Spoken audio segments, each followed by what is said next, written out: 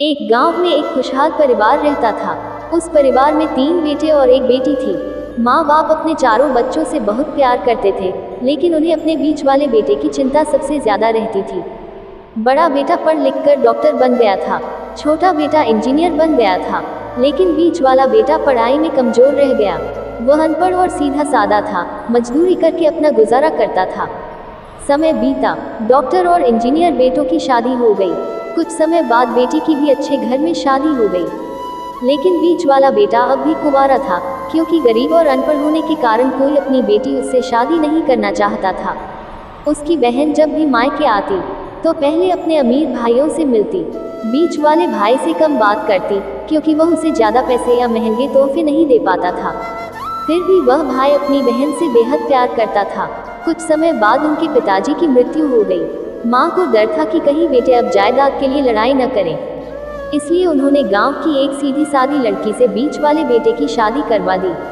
शादी के बाद जैसे वह लड़का बदल ही गया। अब वह पहले से कहीं ज्यादा मेहनत करने लगा। दोस्त बुलाने आते तो वह कहता, पहले मैं अकेला था, जैसे तैसे खुद का पेट भर लेता था, लेकिन अब मेरी पत्नी है, कल बच्चे होंगे, मुझे उनके लिए मेहनत करनी पड़ेगी। ये कहकर वह रोज काम पर निकल जाता।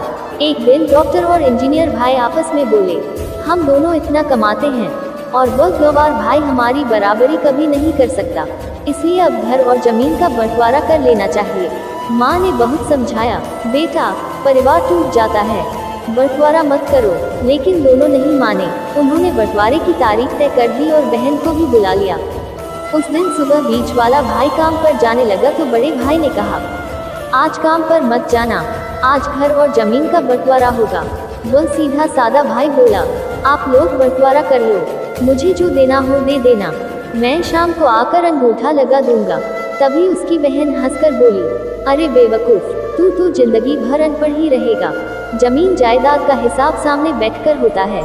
दोनों बड़े भाई भी उसे ताने देने लगे। तभी उसकी माँ ने प्यार से कहा, बेटा आज काम पर मत जा, बंटवारा तेरे सामने ही होगा, तभी अच्छा रहेगा। वह अपनी माँ की बात मानकर चुपचाप बैठ गया। कुछ देर बाद गांव के लोग और पंच भी आ गए। बंटवारा शुरू हुआ। डॉक्टर भाई बोला, ये बड़ा पक्का मकान मेरा होगा। इंजीनियर बोला, और खेतों का बड़ा हिस्सा मेरा। दोनों अपने अपने हिस्से चुनने लगे।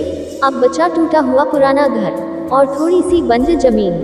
तभी माँ उठी और रोते हुए बोली, ठहरो बेटा, अभी सबसे जरूरी चीज का बंटवारा बाकी है। सबने पूछा, क्या? माँ की आंखों से आंसू बहने लगे।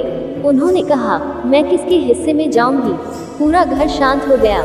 डॉक्टर बेटा बोला, माँ मेरे पास अस्पताल और शहर का काम बहुत है।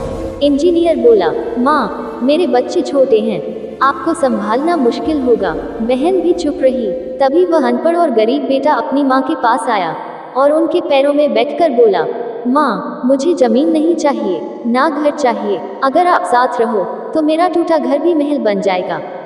माँ फूट फूट कर रो पड़ी। गांव के पंच बोले, आज पता चला असली पढ़ा लिखा कौन है। उस दिन डॉक्टर और इंजीनियर बेटे सिर झुकाकर खड़े थे और वह अनपढ़ बेटा अपनी माँ का हाथ पकड़कर घर ले जा रहा था। जड़ी बूटी सीख, जो माँ बाप की इज्जत करता है वही सबसे बड़ा इंसान होता है। डिग्री इंसान को बड़ा नहीं बनाती, संस्कार और दिल की अच्छाई ही इंसान की असली पहचान होती है। जड़ी बूटी।